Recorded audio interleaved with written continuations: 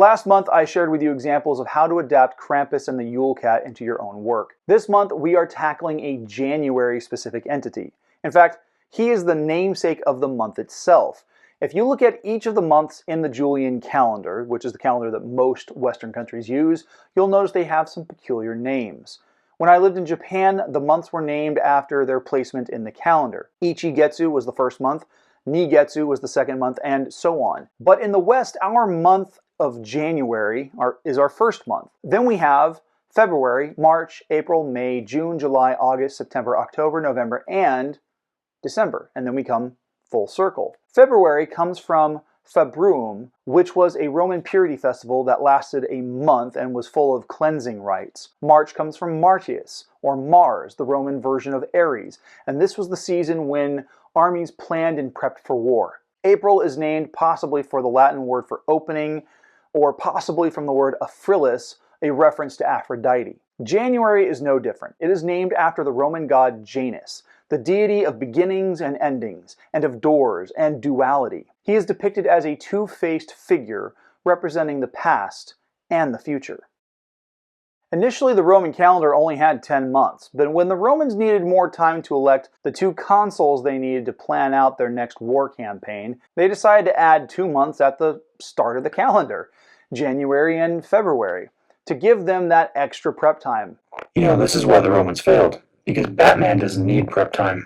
Given which god served as the namesake for one of these months, it made sense to tack it on as the celebration of the new year instead of waiting for the spring equinox in the middle of March. So the question then needs to be asked: how can we as writers work this kind of mythology into our own writing? Well, there are a couple of ways that you can incorporate it without being too on the nose or direct. It doesn't necessarily have to be an actual adaptation or inclusion. Perhaps Janus is the name given to some kind of scientific experiment or project. For example, in 1995, Judge Dredd, starring Sylvester Stallone, the judges have a secret program called Project Janus, which was used to clone judges that could be trained during times of scarcity when they needed to bolster their numbers.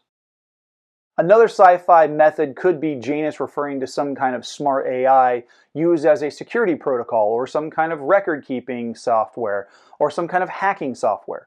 But if you wanted to go fantasy or even horror, you could easily recontextualize the deity and bring him into our world as some kind of antagonist entity.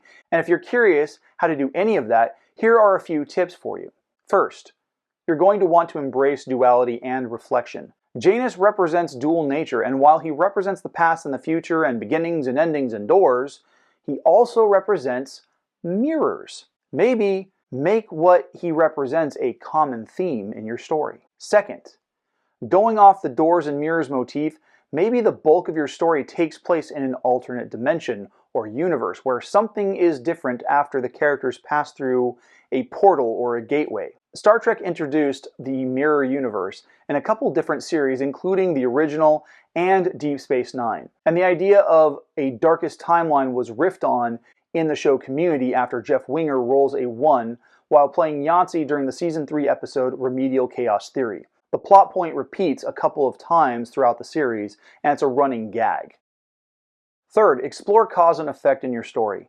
Janus embodies the start of actions and conflicts, tying past events to future consequences and outcomes. You can use him by highlighting what happens every time a decision is made, creating a ripple effect in your story's timeline. And play with time. My economics teacher in high school always reminded us that time is our most precious and scarcest resource, that we cannot get back any time spent or wasted. He said that scarcity of time presents choices, and we make decisions based on those choices and experience consequences, both good and bad, based on those decisions. Let this be a running thread through your story. So that's it. Follow these 3 steps, and you'll be well on your way to including and incorporating the Roman god Janus into your storytelling and your writing. You can make him as literal or as figurative as you want, because that is the kind of joy of dealing with mythology. You can mix and match however you want. So have fun with it.